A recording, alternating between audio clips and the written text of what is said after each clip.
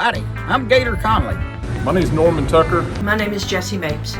Hey y'all, I'm Barry Corbin. Maybe you remember me from the movie Urban Cowboy where I won the dance contest. And I played Uncle Bob in Urban Cowboy a few years ago.